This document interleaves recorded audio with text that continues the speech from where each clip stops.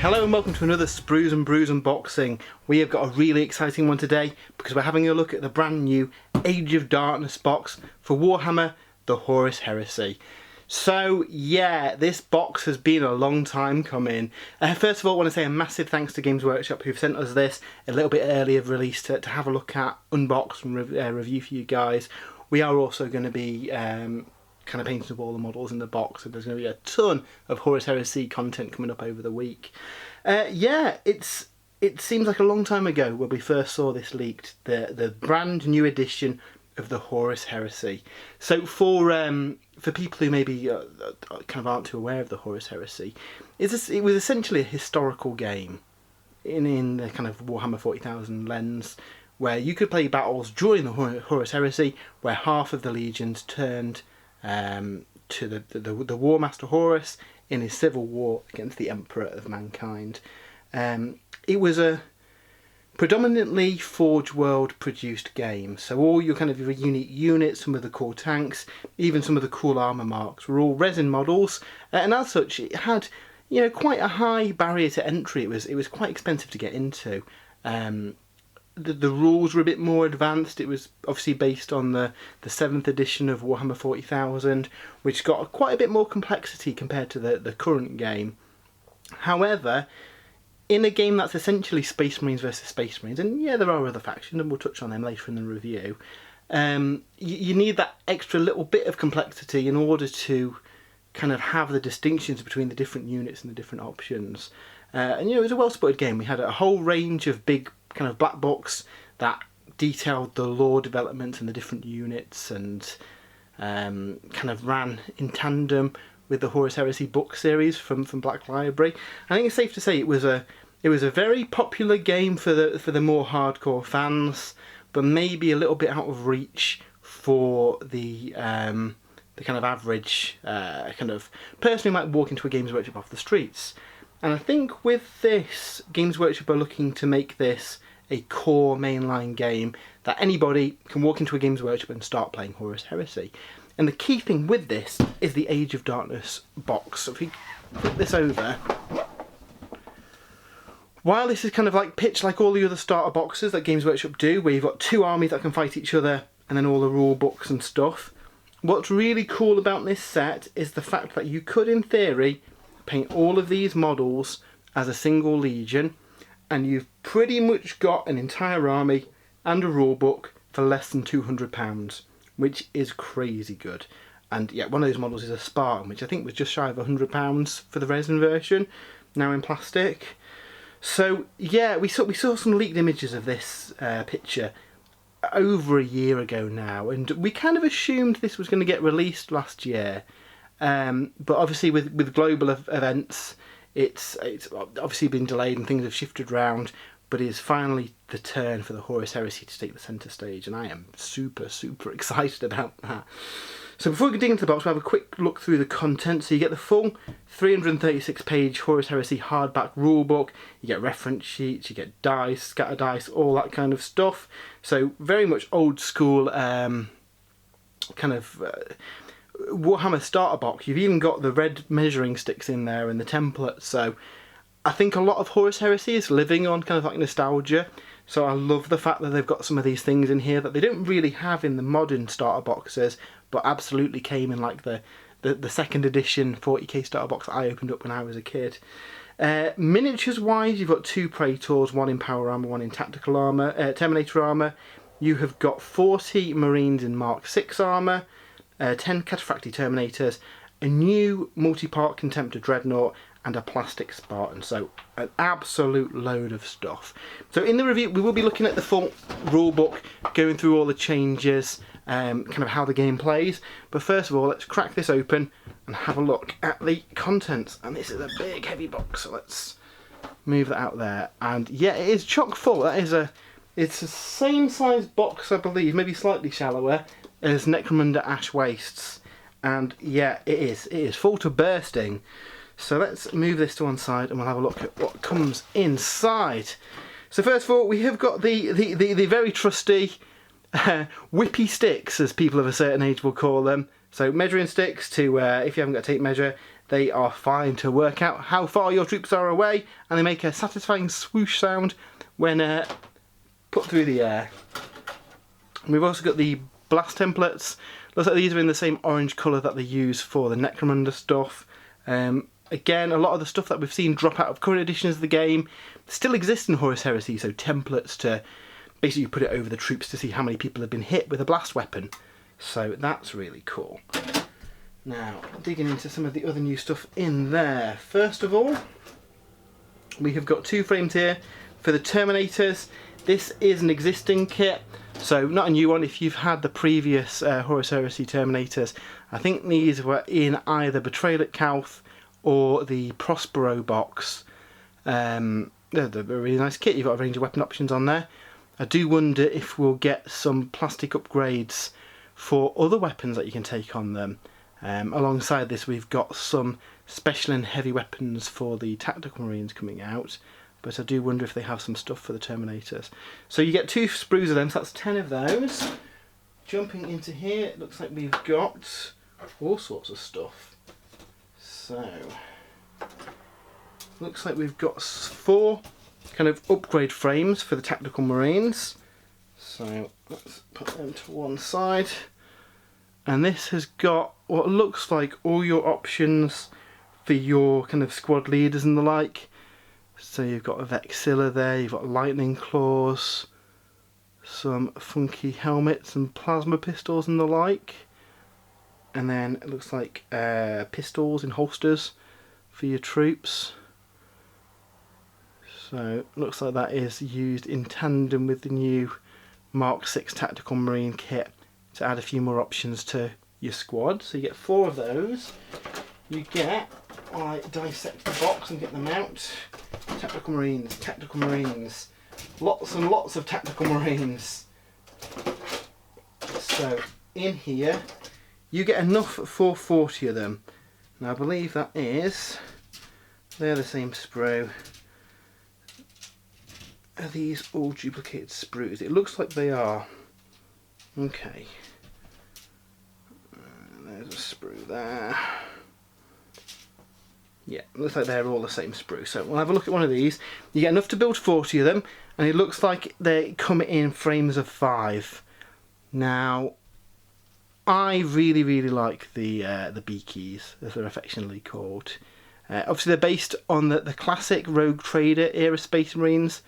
The first ones that were released had those beaky helmets, and yeah, it looks like we've gone for a kind of less parts, potentially less kind of customization options, but ease of building here.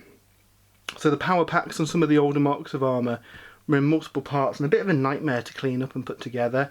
Here, even straight away, we haven't got any joins over these kind of like exhaust vents, which were always a nightmare to clean up when they were kind of attached to the sprue through them. Again, the legs themselves, we've got a few parts, but not massively. So you've got the same kind of like kind of pose of the main body, but then we should have the helmets on here as well. 1, 2, 3, 4, 5, 6 I can see off the top of my head. So not too much variation in those heads, but don't forget we have got those frames that I just showed you a minute ago with a few more modular bits on there as well. So yeah, they're really cool.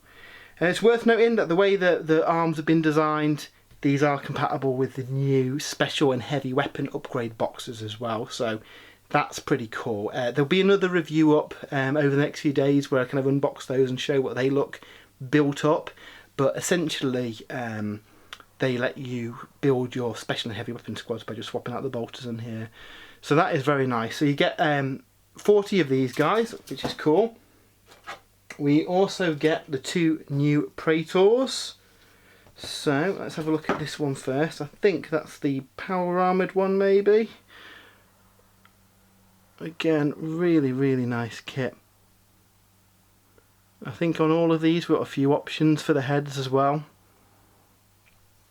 And you know, some of the plastics that Games Workshop are putting out now are just as good as resin kits with the sculpting and the parts. I think they're kind of the way they put together the kits and mould them in multiple parts means that you can do some really dynamic poses compared to some of the stuff that we got previously, which is really nice. So That is an ace looking kit. And we also have the Terminator armoured one. This guy's looking a bit meaner. He's kind of like a take on, there's a Death Guard character that's got a pose that is very, very similar for 40k. And I wonder if that's intentional, where this is maybe him 10,000 years ago, before he'd been fully corrupted maybe. But again, yeah, really, really nice kit. Loads of really nice parts, and both of these would be pretty handy for converting as well. Obviously, I know a lot of people will probably be looking to pick up multiple boxes of these to do multiple legions, and where you'll probably get some duplicates is in the stuff like the characters. So stuff like the axe and stuff, and the cloak, I'm sure you'll be able to use on other models for converting as well, so that's pretty fun. Next up we have got, what have we got in here? We have got a sponson frame and a vehicle upgrade frame. So this is something that we've seen in some of the other standalone kits that we've had sent to us, like the Rhino and the Kratos heavy tank. That it looks like Games Workshop have put together some kind of generic upgrade kits. You can see on the frame there they've got Land Raider.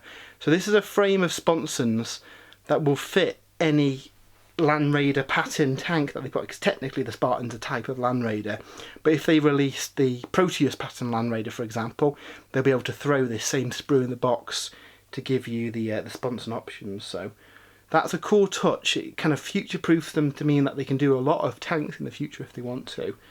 And then by the same note, we've also got the vehicle upgrade sprue. So this has all your hatches, all your pintle-mounted weapons. You've got your crew on there, you've got dozer blades, all sorts of stuff. And again, it looks like the majority of these have got options for the vehicles, even if they didn't exist in the previous edition of the game. So again, that's another nice thing. They can just throw this frame into the same box as any vehicle, and there'll be some utility there. So that's really cool. Next up, we have got the Spartan. So let's pull out all the various frames of that. There's quite a few of them. So if you built a Spartan before in the old world, you'll know that it was a big, chunky resin kit. It was it got revised to have tank traps moulded to it to make it a lot easier, but it was a weighty model. So now it's been kind of redone and released in plastic. So let's have a quick look at the frames and see what this looks like. So it looks like we get a whole frame with the tracks and the power pack. Some other various bits and pieces. Obviously that's a lot of track there, and again I suspect this is a generic Land Raider one because they've just got Land Raider on the frame there.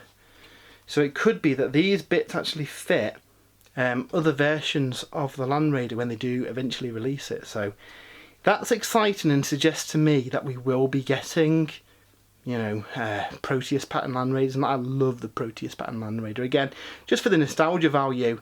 So the fact that this frame might actually kind of fulfill that for them as well is pretty exciting. So that's one side. We then have the tracks on here. Again, really, really nice. Such a cool kit. Loads of little kind of details. You've got kind of Eye of Horus, or an Imperial Eagle that you can put on here as well. So it looks like you can customise them quite a bit to make them fit whichever side of the war that you're fighting on. There, they are very, very cool. I'm very much looking forward to getting one of these built and painted. I think Jay will be doing this one in Imperial Fist colour, so hopefully at the end of this video, if we've got any of it built and painted, we will of course show what they look like. Now what's interesting, that sprue as well also had Land Raider printed on the bottom of it. So I do wonder if this and that will be kind of used for other kind of Land Raider kits, and then you've got the Spartan specific kits that kind of like pad out the shape of it to the Spartan as we know and love. So yeah, it definitely looks like they've kind of future-proofed this, so they can use the frames for multiple tanks, which is really good, because essentially when they come to release the Proteus, they've got the sponsons, they've got the tank tracks, they've got the kind of the surrounds of the tracks themselves, and then they can just release a pair of frames with the body for the Land Raider or the Proteus, and it will seamlessly fit together. Again, this is speculation. We don't know for sure that there's a Proteus Land Raider coming out, but from the fact that we do seem to have universal frames for tanks, that's a good sign that they probably want to release all the resin vehicles that they've got in plastic at some point. So that is very, very exciting. And then we've got a final frame here. Again, a few more tank track pieces.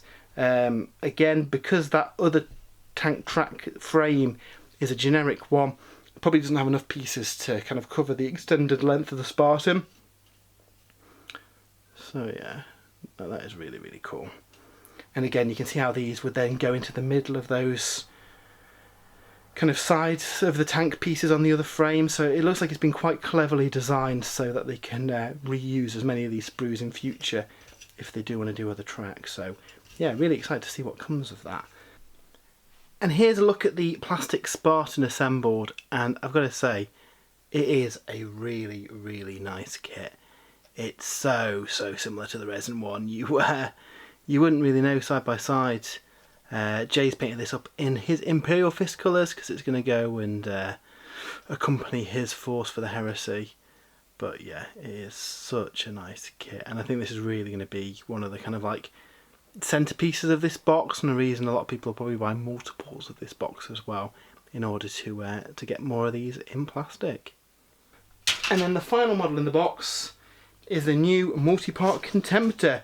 So obviously there was a plastic Contemporary in Betrayal at Calth, I think it was in, but it was very kind of monopose. You could cut it and reposition it a little bit, but it wasn't nearly as dynamic as the awesome looking one from Forge World.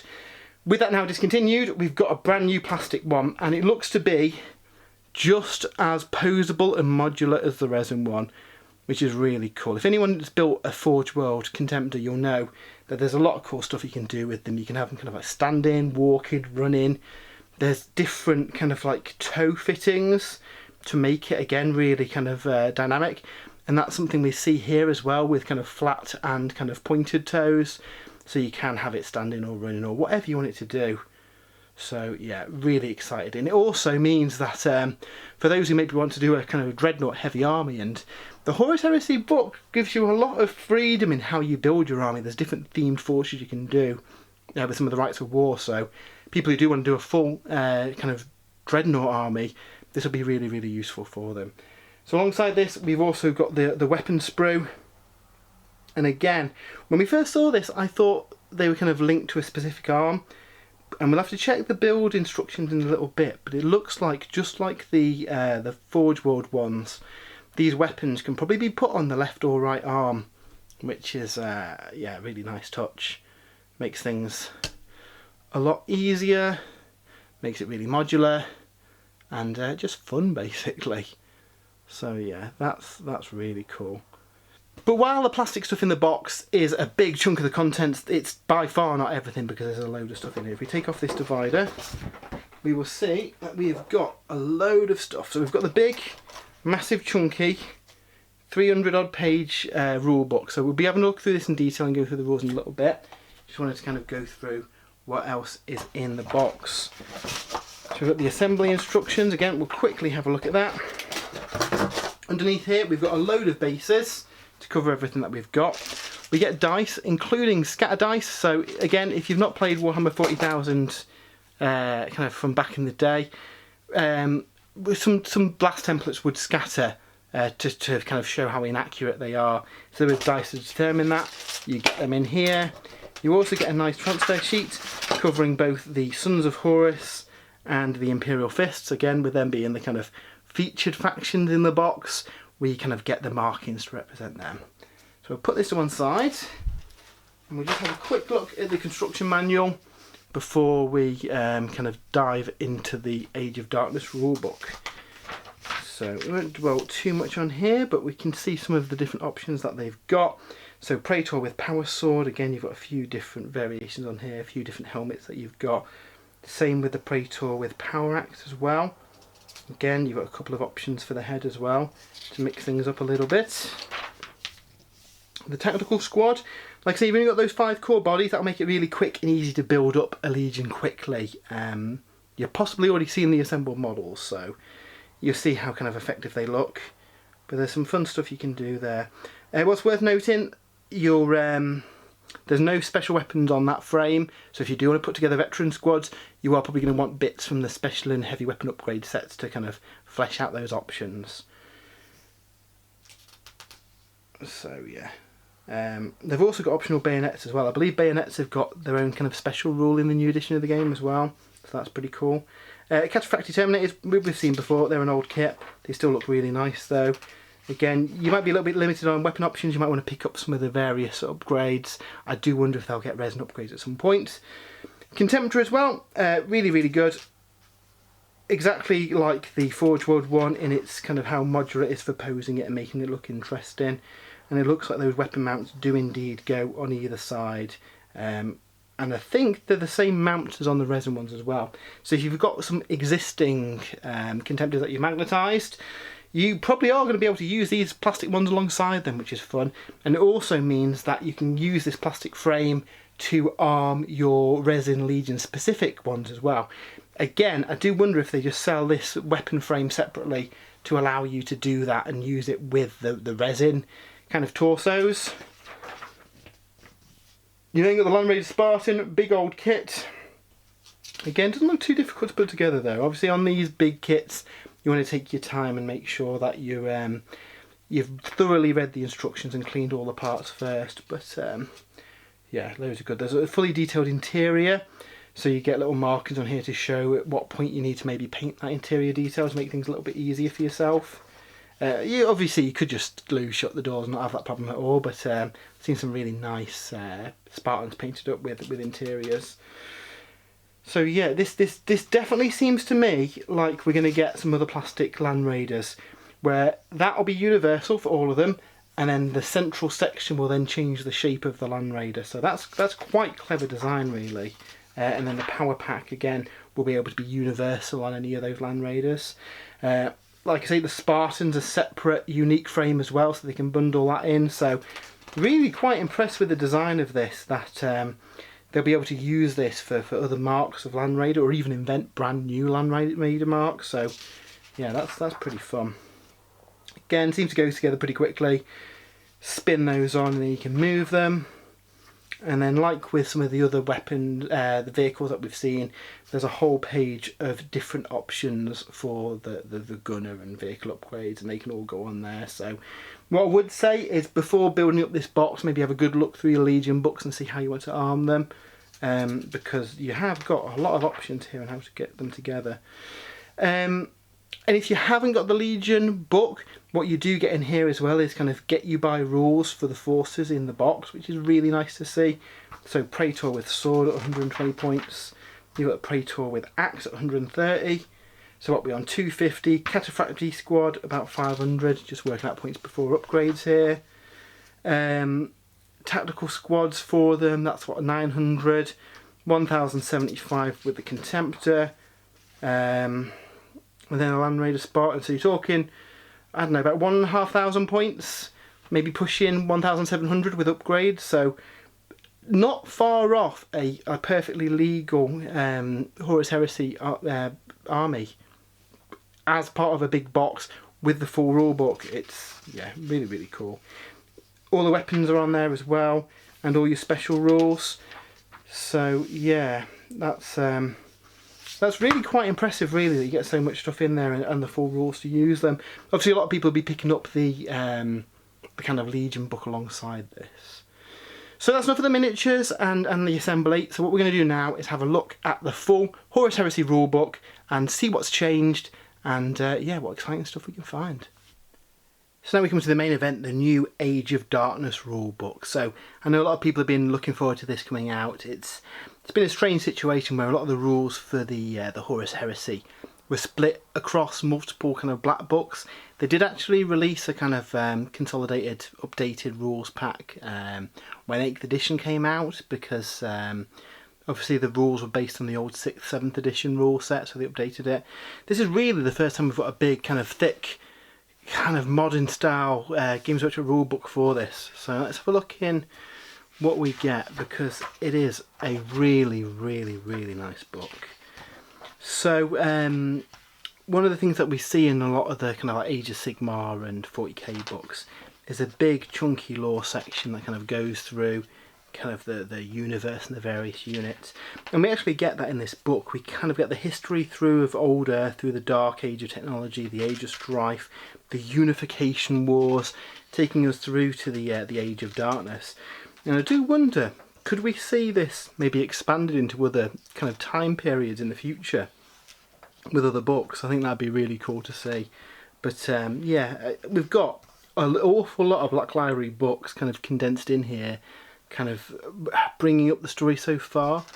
From a lore point of view, we only get as far as the beginning of the Siege of Terror in here. And again, I wonder if those particular battles, such as the siege itself and Istvan and the likes, maybe get additional kind of supplements as well with new rules and missions. It really wouldn't surprise me. As you imagine, we go through all the various kind of forces involved. We've got the Imperium of Man. We learn about the Legiones Astartes, so the Space Marines, how they were created, how the various legions were created. I talk through the different armour as well, the various patterns that we've seen. Mark II, obviously we haven't got plastic models for yet, but hopefully we get soon. And going through the various other patterns, up to the Mark VI Corvus armour that we see in the Age of Darkness box. And then we get a really nice section that goes through each of the legions as well, so some really nice artwork and information about them, how they operate, some of the kind of special units they've got, and example artwork as well to kind of use for painting up your forces. So I really like this section. It's really nice to see kind of within this book, because I thought this kind of stuff would get maybe in the Liber volumes that are separate, but instead no, we get a couple of pages in here, and it gives you a little bit of insight if you just picked up the book into maybe which legion you want to go for, which colour scheme suits you, all that kind of stuff. And again, these are nice reference for painting up your models. So this is cool. Maybe as well for 40k players who haven't necessarily kind of read into the Horus Heresy history and maybe attempted to do a different force than what they play for 40k proper. Having all the different legions represented in here, they'll have a little bit of information on each of them and what they do and the various armour stylings and their background. So that's really, really fun. Obviously we've got a load of supplemental information in like the Black Library books, so they couldn't possibly stick every single thing within this book. It'd just be impossible. But the fact that we get so much information on each of the legions and nice artwork and all that, it's really good to see in here, and it's a good read as well. Especially for new people who've maybe jumped into the game. Horus Heresy's always had quite a large barrier to entry, so by having kind of all this in here, people who are jumping onto the bandwagon now will be able to kind of absorb all this and find kind of which force works for them. So yeah, really, really nice. It's not just the Space Marines that are represented in here though. We get a little information about the other factions that we haven't got Liber volumes for yet, but presumably we will do in the coming months. So the Talons of the Emperor, consisting of the Sisters of Silence, the Legio Custodes, the Imperial Assassins, who I don't believe, correct me if I'm wrong, but I don't believe if they've had rules in Horus Heresy before. The Ordo Sinister, so the Psi Titans are part of them. The Solar Auxilia get a big section in here, and I would love to see some plastic Solar Auxilia models, because, I mean, as you can see from this picture here, the infantry just look phenomenal for the Solar Auxilia. I've always wanted to do a force, but unfortunately I haven't got any spare organs that I could sell to get the resin ones. So if you get those in plastic, that'd be really cool. Something else that'd be really cool in plastic as well is the Mechanicum. So the Tagmata Omnissiah mentioned. We get the Dark Mechanicum mentioned. Can you imagine if we got some new Dark Mechanicum models? I think at the minute we've just got the named character with a big kind of like spider body. This is the only Dark Mechanicum model. So again, this indicates that we might see some more kind of specific Dark Mechanicum stuff in the future. Obviously the Titan Legions were involved. And then we've got some information about the Age of Darkness. The Demons of the Ruin Storm are mentioned in here, and kind of all the events that are happening with the Horus Heresy. And again, as we get in other kind of recent books, a timeline of events going through from the Triumph at Ullanor through to all the events that happened really. Like I say, it leads up to the start of the Siege of Terror, so we don't get any additional supplement from that. Obviously I think they want to keep that story a secret for the Siege of Terror series, which the penultimate book's out in September, I believe, so it won't be too far till we get the final one. It wouldn't surprise me if Games Workshop tried to tie in a Siege of Terror supplement to land alongside that. I think that'd be really, really fun. So yeah, lots of information, a big chunk of the book with all this kind of lore stuff, so really good to see. And a map of the Imperium. I believe this is also available as a kind of fold out, kind of large format map that you can pick up alongside the box as well, so that's pretty cool. So on to the rules. Now, a lot of this is going to be very familiar to existing Horus Heresy players. There's a few big changes, but at its core, its kind of base DNA, it is still based on that kind of classic 6th, 7th edition Warhammer 40,000, with a few different changes. So we now have kind movement characteristics for all kind of units apart from vehicles. So previously you had a fixed 6-inch kind of move, which were then modified based on kind of equipment that they had.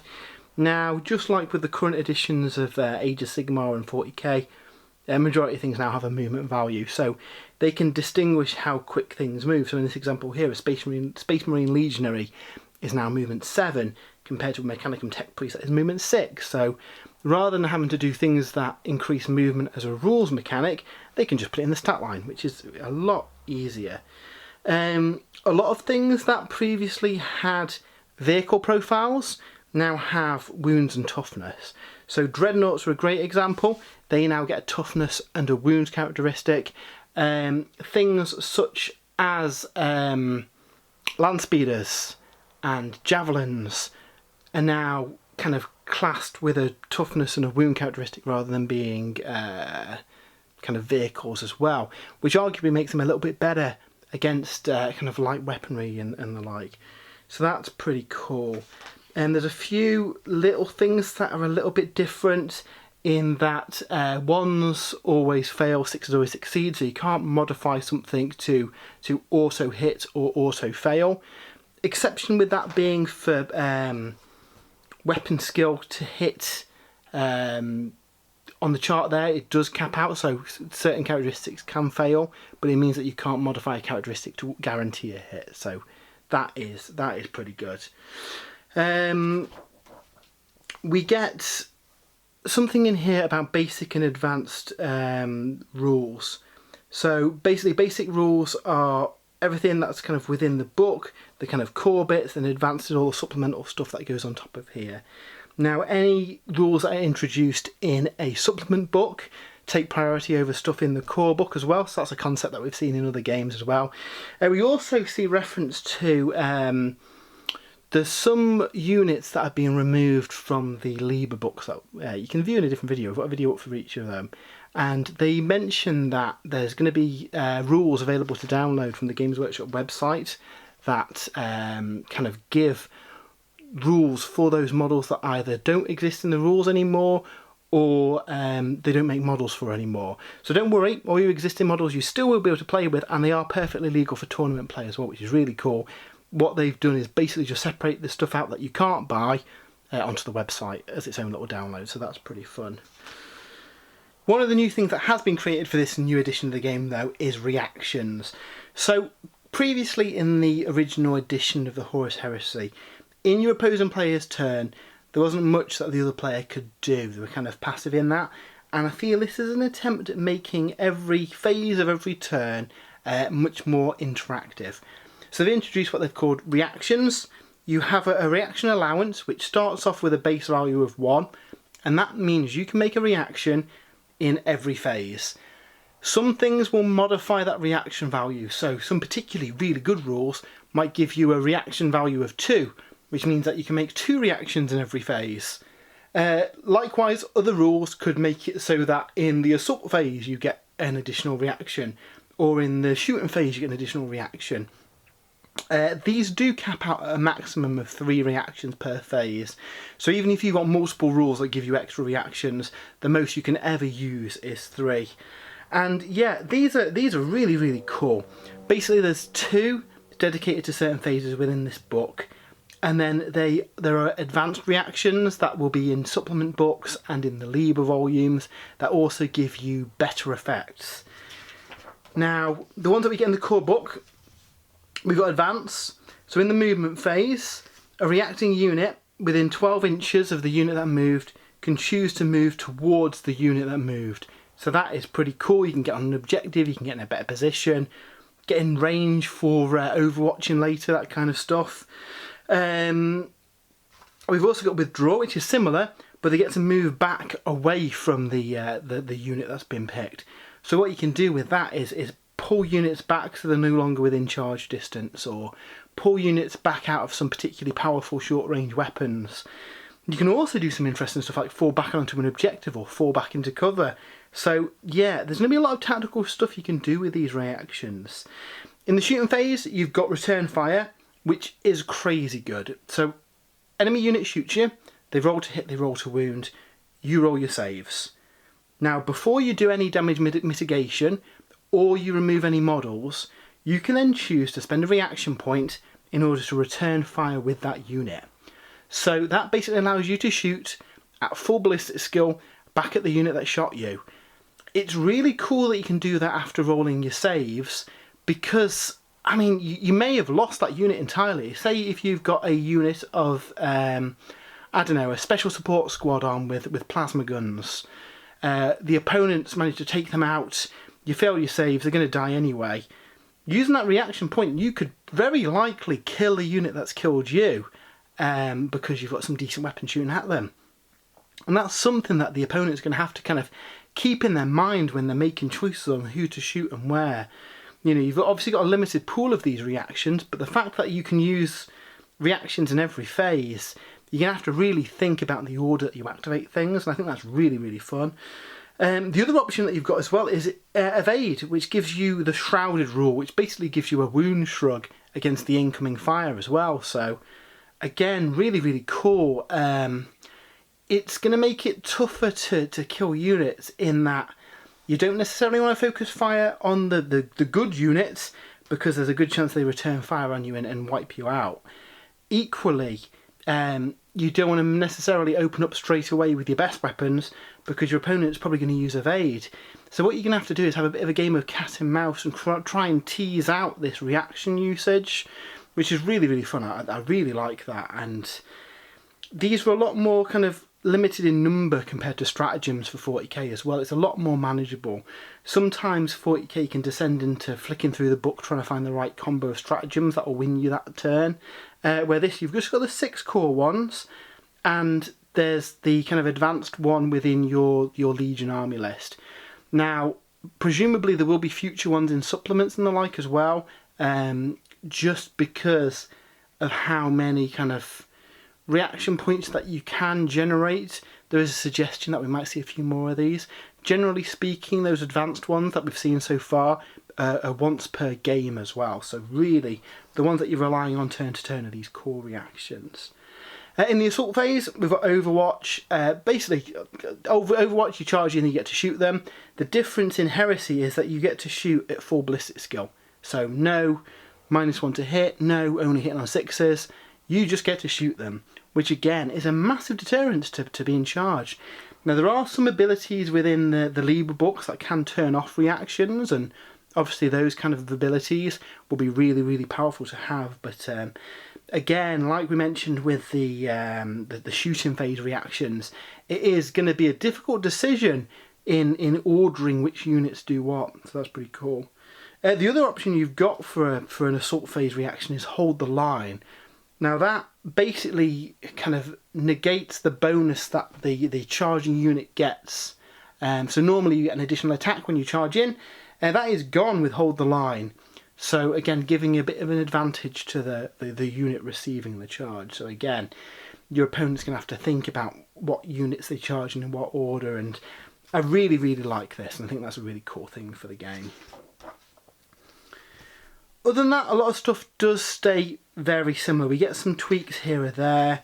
We get some tweaks to obviously height to represent the you know, the kind of scenery pieces that we've got now. But other than that, a lot of this is based on that classic edition of the game. Weapon skill and toughness values rejigged a little bit as well to make it easier and harder to hit targets. It's more like 40k now in that respect. But again, minor changes that won't really come into effect. One thing that will is when you're shooting a unit, only models that you can see in range can be removed as well. So we've got a little diagram back here somewhere, where if this unit's shooting them, even if all of these guys hit and wound, once those two guys are removed, they can't actually remove any of these because the unit can't see them. So little quirks like this are things that people are going to have to pick up as they play through the game. It's, you know, it's essentially a new system, and a lot of things people will remember from the previous version of the game, but it is well worth kind of checking the rules to make sure that you're not kind of misremembering something, and some things have changed here. I think existing Heresy players will find it easier to adapt to this. People coming from the current editions of 40k and AOS will have a little bit more to learn, but not massively so. You know, it's still Warhammer at the end of the day. Another thing that they've added as well is modifiers for charge distance. So the quicker that a unit moves, they get more of a charge modifier, which is really, really cool. So once you get to movement 13 plus, you get a +3 to your charge. Now that doesn't mean that you can charge 15 inches. Charges still cap out at a maximum of 12, but you use this modifier to make it easier to charge. So basically it represents your fast units should be more likely to make a charge than a foot slogging unit. So again, that makes sense. On a related note, for running, that is now based on your initiative. So rather than rolling d6 to see how far they run, you just add your initiative to your movement characteristic. So units with a high initiative value will be really, really quick. Sweeping advance also works that way as well. So you roll the dice, add initiative, and the winner will be able to kind of cut down the enemy unit. Something else that has changed a little bit as well is if you fail a charge, you still get to move half the distance rolled for the charge. So that's pretty cool, but could put you in a dangerous position for next turn. It does mean that you still get something for failing the charge. You do get to creep forward a little bit, but it might not be the best idea. But you could potentially try a longbow charge, fail it, and be able to creep forward onto an objective and just take it. Bearing in mind that if you're in that situation, your opponent's probably going to try and do some shenanigans with reactions to try and get into a good position as well. But yeah, there's a lot of fun stuff that can be done there. So here's an example of the hit chart. Previously, there was only really 3 values on here: 3+ to hit, 4+ to hit, and 5+ to hit. Now that has been rejigged to make it so that the bigger the difference in weapon skill, the harder it is to fight. So if you've got a high weapon skill against a low one, it's 2s to hit. If you've got a low weapon skill against a high one, it's 6s to hit.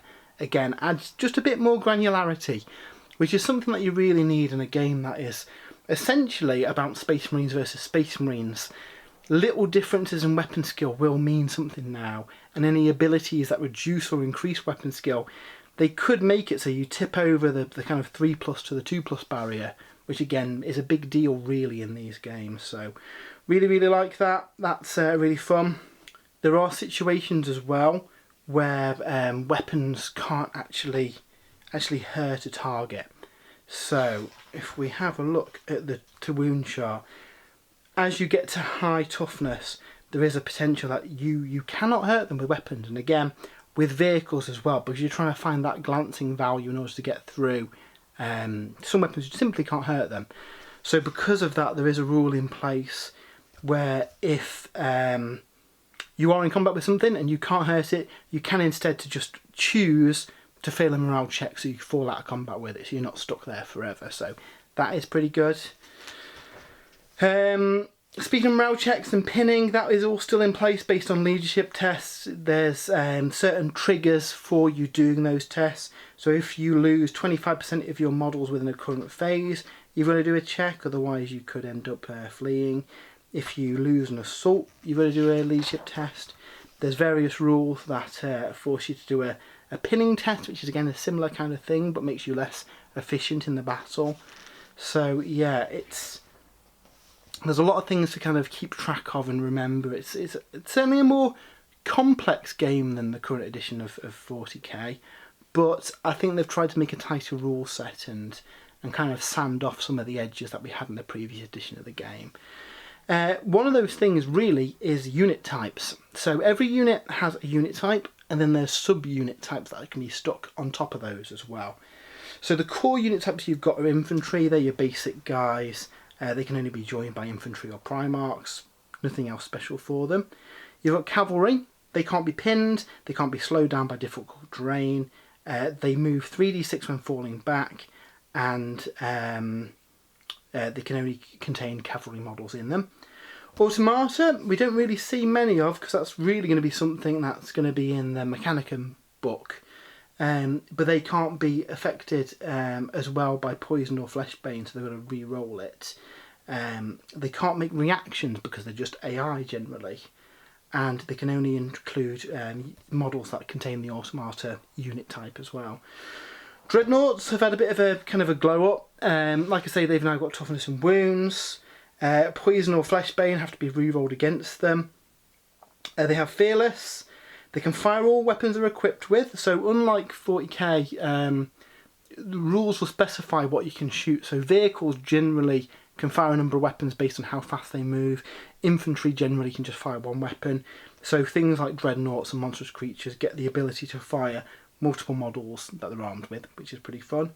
And they can fire heavy in ordnance and counter stationary if they do so as well. So normally, if you move with a heavy weapon, you can only snap fire, so you can only hit on the 6. Dreadnoughts ignore that rule. And again, you can only mix them with other dreadnoughts. So that makes sense. We've got demons. Even though we've got no demon profiles yet, hopefully the Demons of the Ruined Storm book follows quite quickly after this one. We do get the rules for demons in here as well. So demons are kind of powered by raw emotion and the power of the warp, and they can't manifest very well in the kind of real world. So to represent that, they have a kind of variable strength and toughness characteristic. So at the start of the game, on turn 1 or 2, they're +1 strength and toughness, and then turn 3 and 4, they've got no modifier to that, and then turn 5 to 6, they're -1, and then turn 7 plus they're -2. So they start off strong and they kind of degrade as the battle goes on. They cause fear. They've got rules that interact with kind of force weapons and the like. They just kind of lose models rather than fail morale checks. There's all sorts of weird, funky stuff. They can only be joined by kind of other things that are demons.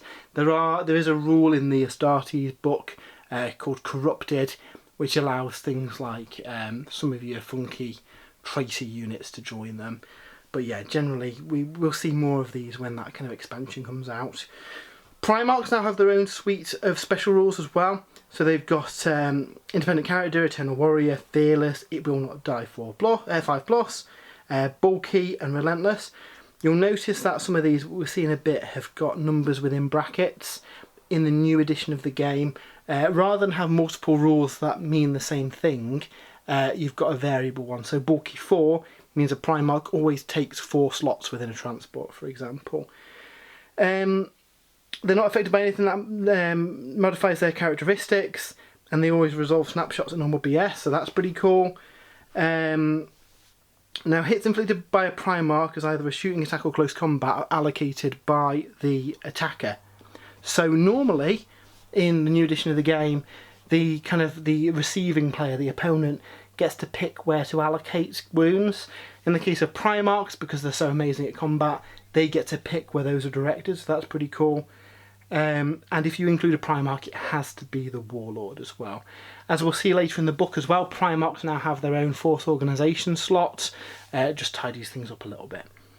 So on top of these, we also have unit subtypes as well. These kind of stack on top of the unit abilities to add a bit more granularity and different rules to certain units. The most important one is line. So, in this game, only units with the line keyword count as scoring and can actually control objectives. Any other unit can never control an objective, however they can deny them. So it is really important when building your list that you have lots of things with the line subtype. Now generally speaking, that's your troops choices, though there are some exceptions here or there. You're going to want a couple of line units in order to get some to hold objectives and take objectives. There are ways of adjusting the force org chart using Rights of War that can give different units line, but overall that's fairly rare over the 2 Liber books that we've seen so far. I think the idea is that as well as all the cool stuff that you've got, you want to have a allotment of line units as well in order to get those objectives. So in addition to that, we also get some other subtypes. So anti-grav basically ignores the effects of terrain that they're moving over. They never benefit from cover. Artillery are your kind of your big artillery units. They can't make sweeping advances. Monstrous subtype is similar to the Dreadnought rule, where they get to fire with all their weapons. They can fire as normal when moving. Heavy subtype means you can reroll armor saves against template and blast weapons, but you can't run, and any reactions based on initiative are at -1 initiative. And then the light subtype, you get a +1 modifier to initiative when determining how far they can run. And when they make shooting attacks after running, they can snapshot, so that's pretty cool. A bit like the assault weapons in 40k, so you can run and then shoot snapfire. But they can never claim cover when they run in the same turn, so that's pretty fun. The book does kind of call out that more subtypes and types might be added in future. There are a couple added in the Liber volumes that are out as well. Characters, no massive changes. Challenges have changed a little bit. So previously you could often game the system by challenging with a lone character and the rest of the squad couldn't hit him, where now it kind of spells out that if there's models in the combat that have got nothing else to fight, they can still allocate wounds to the character. So you're no longer immune by running in with a lone character and challenging the champion. So that was silly, and they've got rid of that now, so that's really, really good. You can also put characters in units of characters now as well, which is really, really fun. So yeah, you can recreate stuff like the Mournival fighting together, which is pretty ace. The psychic phase is completely gone from the game. So psychic powers have changed somewhat. Now they're basically different buffs and abilities that trigger in different phases of the game. So for a lot of these you still have to take a psychic test, and for a lot of these if you fail that you still take a Perils of the Warp. However, many of these it's just a ability that you use instead of shooting, or an ability that you can use in the movement phase. The powers will kind of call out you know, when you use them and the conditions of them, but you haven't got a whole phase to kind of cast those in, which is arguably a little bit better. There are some disciplines in the back of the book as well where you can pick some powers from. Some of the kind of legions, like the Thousand Suns, get some special ones specific to them in their book as well. Vehicles, again, very similar to how they used to be in the previous edition of the game. You've still got kind of armour values and facings and hull points and all that. Essentially, if you kind of meet the armour value, you get a glancing hit. If you beat it, you get a penetrating hit. And then there's different charts to roll on that kind of do different things when you beat those values. So again, a lucky shot can still take out a tank in one shot. The advantage of multiple hull points is that they can weather a bit more fire. Again, like with the previous version of the game as well, based on how fast you move limits the number of weapons you can do. You can ram things, so you go in, you do some damage. However, that does enable somebody to try and make a heroic last stand and kind of stop you if they can, but otherwise they're going to get run over. So yeah, again, a lot of this is very, very similar to what we've seen in the past. You can still take vehicles and squadrons as well. We've still got transport capacity. Generally speaking, transport capacity for most vehicles has increased, which means that you can now fit a squad and an attachment and a character in a vehicle, generally speaking. So that's pretty cool. Again, profiles for Knights and Titans we'll probably see expanded in future supplements. Flyers work how they used to fly as well. So you've got zooming moves, you've kind of got hover modes for some of these guys. You end up leaving the combat airspace and then come back on as reserves. Usual types of stuff. Battlefield terrain is spelt out here as well.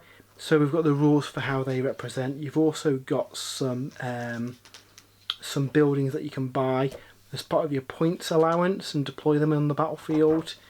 Certain Rights of War will turn off the ability to buy those. And then we get a big 20 odd page section with special rules. So this was something that was in 7th edition and kind of got phased out of 8th edition 40k in favour of rules specific to a unit being on their kind of like datasheet. Here what we've got is a number of universal special rules that are kind of consistent across all the armies. A lot of them, like we said earlier, now have X values within them, so rather than having 3 different types of bulky, which we used to have in the rules, there's just a generic kind of bulky rule, and it will have a number in the bracket to represent how many models it represents in the case of transport, and also for outnumbering an opponent as well. So this is really good. We've got my only kind of concern with all these special rules is that I hope that either we get some kind of, what would be A, should be a supplement kind of pamphlet with just the universal special rules in, so you can have that on the table next year to flick through quickly. Otherwise you can have the situation where you're probably going to want to bookmark this section with the ribbon, and also the special rules section within your kind of Liber volume, and you'll be flicking between the two, certainly when you're learning the game. I imagine after a couple of games you'll start to learn these kind of off by heart, but yeah, I do worry there might be a little bit of kind of looking up rules, just because none of the profiles spell out what these are. It's just pointing to the universal special rules. I imagine a lot of people will probably just start making some cheat sheets for their armies with the you know, the ones that they're going to take more often. We then get a nice section about gaming in the Sons of Horus, which you've got some gorgeous pictures of some of the studio armies and the like. And in here it talks about the multiple ways of playing that we get in like the other core systems, really. At its heart, Horus Heresy is a narrative game. I don't think it was ever intended to be a super competitive tournament game. You can certainly play it that way, and there's points and missions in here to balance that, but really this game is about recreating the battles in the Age of Darkness. So the game kind of says that we will get supplements that take us through various campaigns that happen during the Horus Heresy. So they might have different rules adjustments in there, there might be different reactions in there, certainly kind of scenarios tied to that to let you play through. For example, the Battle of Istvan, or the Siege of Terror. We don't know when these will come in, presumably they'll be tied to miniatures releases. This is technically a Specialist Games kind of product, so I suspect that we'll get quarterly releases like we do for Necromunda, for Titanicus, for Middle-earth. Those tend to come out quarterly and have a book and some model support. So it wouldn't surprise me if we see the same here, where we get, I don't know, a Cygnus Prime supplement, and at the same time we then get plastic assault marines to let you better represent the Blood Angels. Again, this is just speculation on my part, but that is what I imagine that we'll see. The game does also talk about other supplements on the horizon as well, such as Zone Mortalis or City Fight, so things that change the way that you fight. And again, if you look at Necromunda, we've got a whole range of different supplements supporting that game. I think we'll see the same here, both narrative supplements that focus on a particular conflict, and then supplements that change the way the game works. So Zone Mortalis is quite different, fighting in the tight confines of kind of like corridors and on fighting on ships and like, and then City Fight, which is about kind of dense city terrain. So yeah, hopefully we see those again sooner than later. For building an army as well, we have just got the Liber Astartes and the Liber Hereticus, but presumably we will get those books for other factions. I'm sure that they mentioned that there'd be downloads for stuff that isn't currently covered as well. I don't know if we get you buy lists for the armies that don't have Liber volumes. I reckon they'll probably be fairly quick followers to this box though, so if you do have a Mechanicum army or a Solar Auxilia Force, I'm sure you will be able to use those soon. Construction is very, very similar, so you've got various slots that you try and fill. The standard size battle for Horus Heresy is based around 3,000 points. That's what the rules have been designed for, but you can play lower or higher. As part of your army, the combined points cost of Lords of War or Primarchs can be no more than a quarter of your army. So in a standard 3,000 point game, you can spend a maximum of 750 points across that stuff. So currently that'd buy you a war Hound Titan or a Primarch and something else. This does limit the number of Lords of War you can pick, and that kind of balances the game. It's kind of a built-in mechanic to do this. Primarchs having their own slot now as well just simplifies that, but they do count towards that allowance as well. So it isn't a case that you can take up to 750 points of Primarch and up to 750 points of Lord of War. It is a combined 750 covering both of them, so that's something to bear in mind when building your force. Force organisation charts, we only get the one now, so previously there was multiple different ones that you could take. This has been replaced with just a single one, plus an allied detachment and an optional Lord of War, and then that is then modified by the Rights of War. Now what we could see is some specialist organisation charts for the more unusual armies maybe. So it could be that the Demons of the Ruinstorm have a slightly different looking thing maybe. But at the minute, that's the core one that everybody gets access to. We also get an ally chart as well, which calls out the Mechanicum in the Imperial Army as well. Demons of the Ruinstorm aren't mentioned on here. I think they're going to be very they're going to be very different, where armies like the Traitor Legions can summon them in, but I don't know if you're necessarily going to be able to ally them into your forces. I think the Mechanicums are kind of a loose umbrella that covers the Dark Mechanicum and the Titan Legions as well. And the Imperial Army, I suspect, covers your kind of like Renegades as well, for the purposes of this force organisation chart. Again, you're free to take allies in there, and then based on kind of the level of elite alliance affects how they kind of react in the battle. So yeah, warlord traits previously were completely random, which wasn't always ideal. They've simplified that and made it better, where now you can pick from a kind of a generic warlord trait, and there's also going to be kind of Legion specific warlord traits that you can take as well. And yeah, we then get a lot of kind of showcases on the battlefield, on armies, what kind of average battles will look like in games of Horus Heresy. So yeah, really cool stuff. I'm really looking forward to the Zone Mortalis rules coming out, and the support for the other armies as well. And we then get Battles in the Age of Darkness, kind of like battle pack. This contains just 6 missions. It does mention that again. We will see further stuff in future.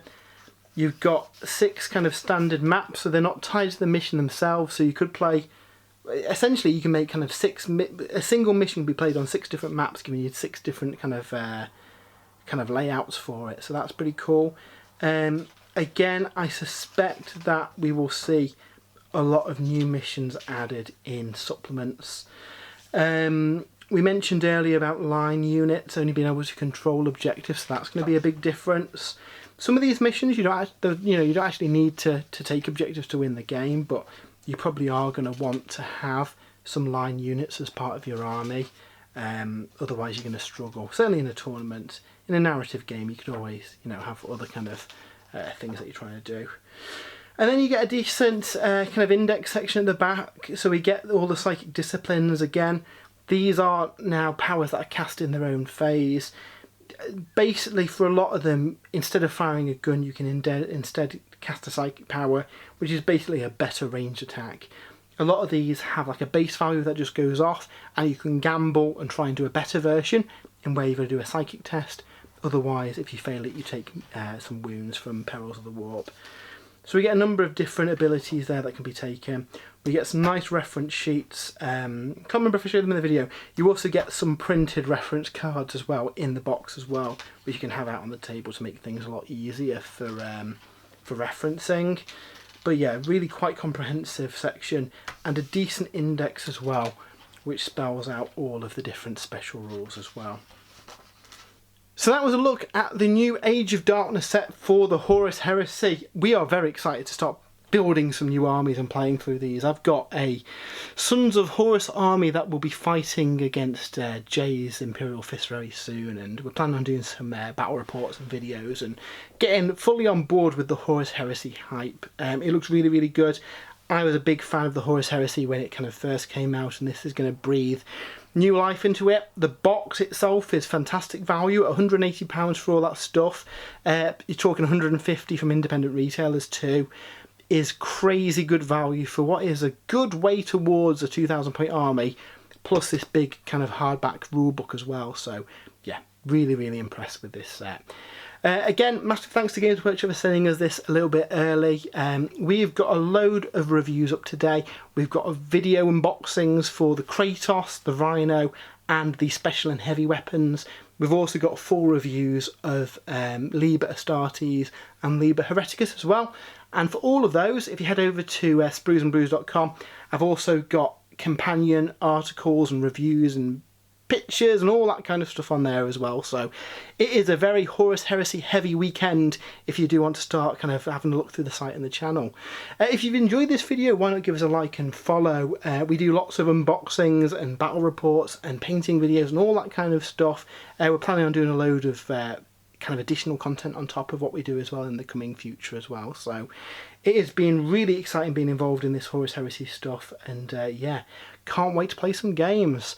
So until next time, I hope you have an amazing weekend. I hope you manage to pick up this box and paint up a legion of your own, and until next time, we'll see you soon.